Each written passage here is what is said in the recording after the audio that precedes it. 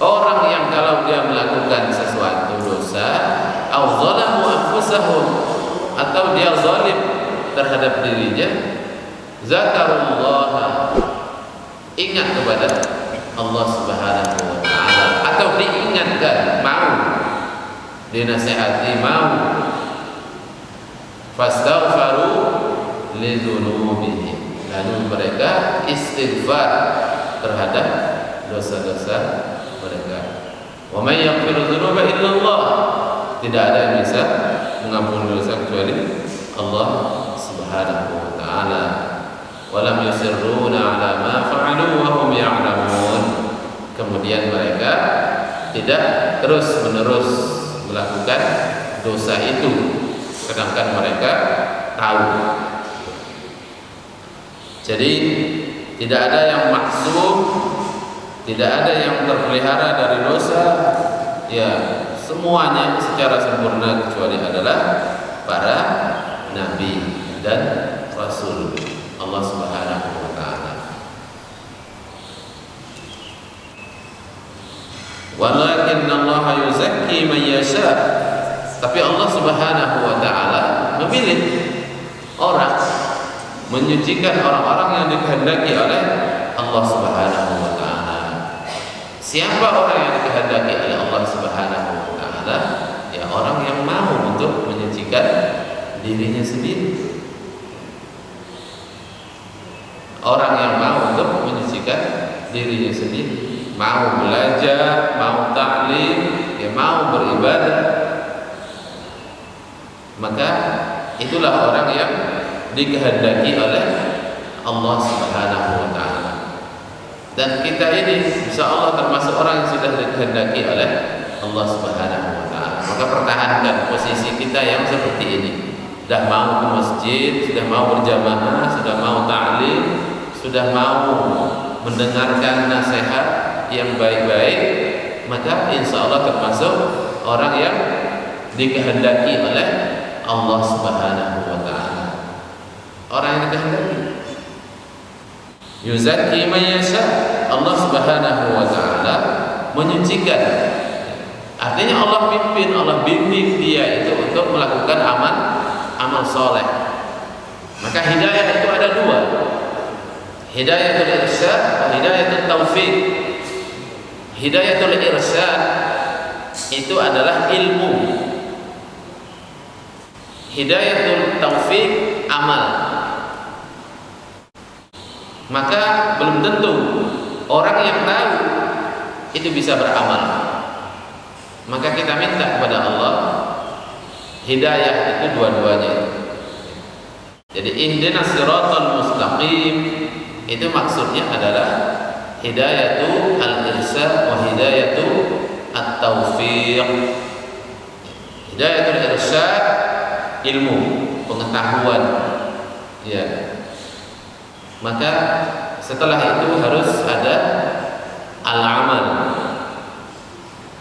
Maka orang diberikan kemampuan oleh Allah Subhanahu wa taala untuk mengamalkan ilmu yang dia miliki itu disebut dengan hidayatul at-taufiq.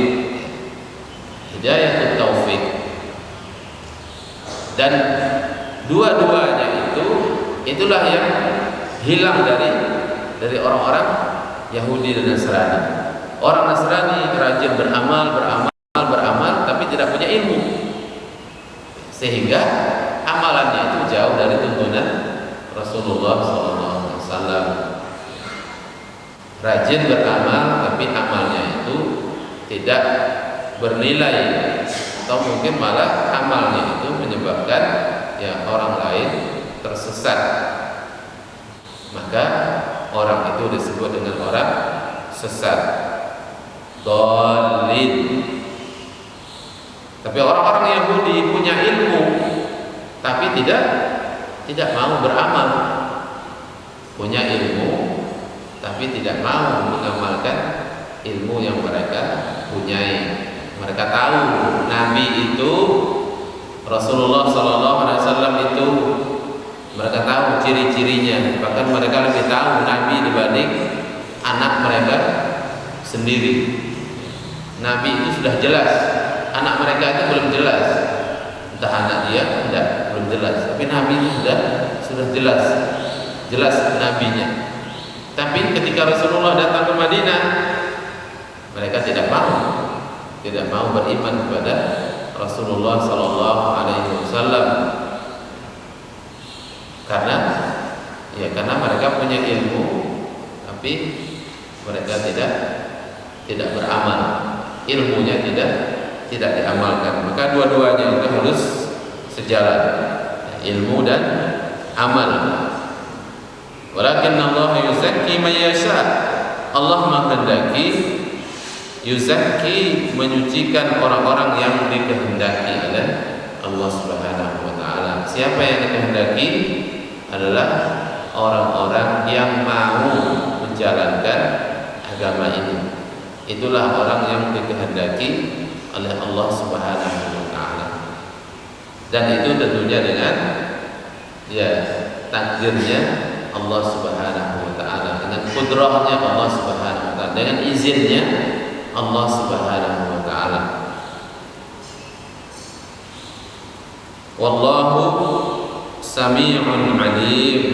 Allah itu maha mendengar dengan perkataan hamba-hambanya, dan alim, Allah itu maha tahu dengan orang yang berhak untuk diberikan hidayah dan berhak diberikan kesesatan. Alim maksudnya di sini adalah Allah itu tahu siapa yang akan diberikan hidayah dan siapa yang tidak akan diberikan hidayah. Siapa yang diberikan hidayah, siapa yang diberikan dhalalah, al-huda wad-dhalal. Man yastahiqu minhum al-huda wad-dhalal. Siapa yang berhak disesatkan dan siapa yang berhak diberikan petunjuk oleh Allah Subhanahu wa taala. Karena itu tugas kita itu minta terus minimal 17 kali ihdinas siratal mustaqim. Tunjukkan kami jalan yang lurus, yaitu jalan ilmu dan amal. Jalan ilmu dan amal. Jangan seperti orang-orang Yahudi punya ilmu tapi tidak beramal, dan jangan seperti orang-orang Nasrani beramal, rajin beramal, cuma tidak punya ilmu. Seharusnya dua-duanya, berilmu kemudian berusaha untuk mengamalkan ilmu itu. Wala ya'tali ulul fadli minkum was-sa'ati an yu'tu ulil qurba wal masakin wal muhajirin fi sabilillah wal ya'fu wal yasfahu ala tuhibbuna an yaghfirallahu lakum wallahu ghafurur rahim. Wala ya'tali, dan janganlah bersumpah ulul fadli minkum. Ulu atau uli atau ulu itu artinya adalah yang punya. Ulul fadli yang punya kelebihan.